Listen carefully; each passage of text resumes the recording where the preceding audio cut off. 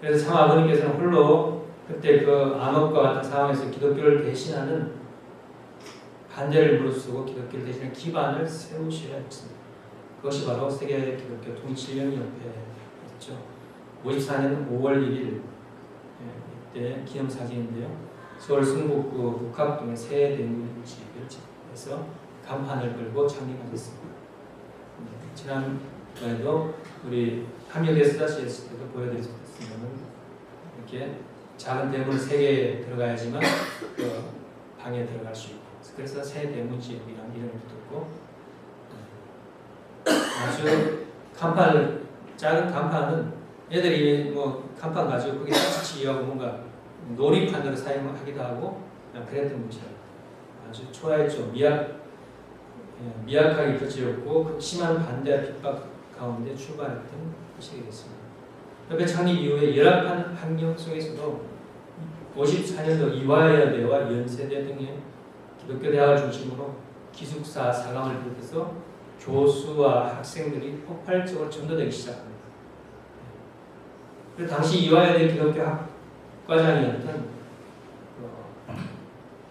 종교 담당 교수인 김영훈 교수가 김한란, 이화여대 초대 총장 김한란 총장이 이화여대 애들이 기숙사에서 몇백 명씩 그쪽으로 우리 교회로 가는 걸 알게 돼가지고 김영훈 교수를 보내가지고 당신이 종교 담당 교수이기 때문에 그 애들을 다 좀 수습해서 다시금 이상한 데 가지 않도록 잘 교육시키라고 했는데, 김영훈 교수가 총장의 지시로 이 문제를 해결을 하기 위해서 자기가 먼저 들어보고 문제점을 파악해가지고 애들을 설득해 오려고 했는데, 결국은 김영훈 교수도 우리 원리 말씀을 듣고 정말 이건 하늘의 말씀이다 라고 해서 결국 전도됐죠. 그래서 이화여대 총장 김한란, 부총장이 이기붕의 부인인, 부통령 이기붕의 부인인 박마리아 부총장을 불러가지고 또 박마리아 부총장을 통해서 정부를 움직여가지고 결국은 동아일보나 그런 데서 종교의 자유를 가지고, 종교의 자유가 허용된 나라에서 종교가 다르다는 이유로 핍박하는 것은 잘못됐다 이렇게 쓰다가 결국은 그 정부의 사주를 받아가지고 다 이상한 음란 집단이 하면서 그렇게 이제 바뀌게 되죠.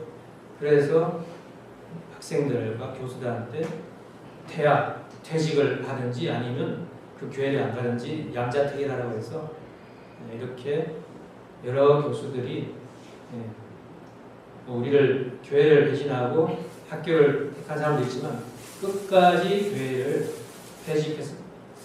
퇴직했지 교회를 종교를 버릴 수 없다 해서 교수 퇴직 처분을 받은 사람이 연대, 이대 여러 분이 있죠. 지금 여기에는 6분의 교수님이 나오죠.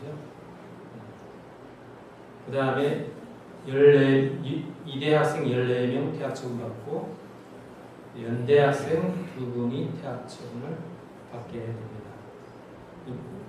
여기는 이화여대 법정대학교 법률학과 강정원 36과정 선배 과정 이분의 출석표하고 학생증하고 이렇게 내용들이 퇴학 처분한 그런 내용. 그래서 기독교단체에서도 80여 통의 투서를 보내가지고 결국은 55년 7월 4일 참 아버님께서 서대문 형무소에 이렇게 수감하게 됩니다. 결국은 3개월 만에 10월 4일 날 무죄로 석방된대요. 아무리 그걸 증거를 가지고 어떻게 하려 해도 다 나왔던 그 교회 가면 바닥에 전기장치가 되어 있어가지고 한번 앉으면 일어나지 않는다. 일어날 수가 없다. 그 교회 가면 빨갛고 춤추는 음란 집단이라는데 그런 내용들이 신문에서 실리고 그런 내용들 다 거짓이라는 게 밝혀지고 또 마지막 하나 잡은 게 청년 나이 때 군을 미필했다. 군 미필자다. 군대를 그 갈려야 되는데 그것을 도망하고 안 갔다 그런 내용인데 그 아버님께서 평양에서 김원수님하고 내려오실 때 서울로 거쳐 내려오는데 서울에서 흑석동 그 집에서 한 3일 머물 때 그때 이제 그때 어떤 아주 젊은 청년이기 때문에 그 하려고 군대 가게 하려고 영장을 발부하려고 하니까 출신 물어보다 하니까 북한에서 내가 머리도 짧고 청년이다. 이 사람은 북한 간첩일지 모르니까 군대에 보내면 안 되겠다 해서 군 그걸 미필 군대 면제 그걸 발급해 줍니다. 군대를 면제한다. 확인 있어요. 그래서 그걸 확인서를 가지고 있기 때문에 그걸 제출하니까 군의 국방부에서 이렇게 면제해 줬기 때문에 그것도 무죄가 되고 결국은 3개월 만에 무죄로 석방되는데 아주 서대문 문수에 수감됐을 때는 아주 대서특필하고 막 일면에 장식하는데 무죄 석방됐다는 내용은 아주 기퉁에 조그맣게 단신으로 나왔던 것이죠. 그렇게 아버님은 거기서 석방돼-가지고 군의 감옥에서 3개월 있었기 때문에 몸이 또 별로 안 좋아하셨고 그래서 그 이후에 우리 계룡산 거기서 기도하면서 또 몸도 추스리고 거기서 전공들이 지냈던 시기가 있습니다. 그때 이제 한국 정부의 요직들의 기독교인들이 많았죠. 왜냐하면 이승만이 기독교인이기 때문에 초대 대통령이 그렇게 참 아버님이 기독교 내에서 한양받을 수 있는 기반을 형성하면 이를 통해 가지고 한국 정부와 연결돼 가지고 국가적인 차원에서 독생녀를 맞이해서 혼인잔치를 할 수 있는 환경이 조성될 수 있었던 것입니다. 하지만 기독교의 종교가 유대교가 예수님을 십자가에 매달린 것처럼 기독교가 불신으로 박해로 돌아서는 말미암아서 국가적 차원의 환경을 조성하는 데는 큰 어려움을 겪어야 했던 아버님이셨습니다. 그 대신에 미국과 일본의 선교사를 파견함으로써 국가적인 기반을 조성했다는 조건을 세우고자 합니다. 우리나라만이 한 것이 아니라 미국과 일본에까지 선교사를 파견했다. 그래서 58년에 이 최봉춘 선교사를 일본으로 파송하고 그 다음에 59년에 우리 유아여대 종교 담당 교수였던 퇴직당한 김영문 선교사하고 또 김상철 선교사를 미국으로 선교사로 파송하게 됐던 것입니다. 그때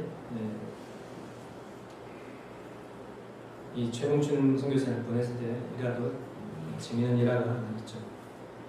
시간 관계상 넘어가겠습니다. 이로써 참 아버님께서는 독생년을 맞이해가지고 소문하기 위한 성적인 환경을 조건적으로 갖추셨습니다.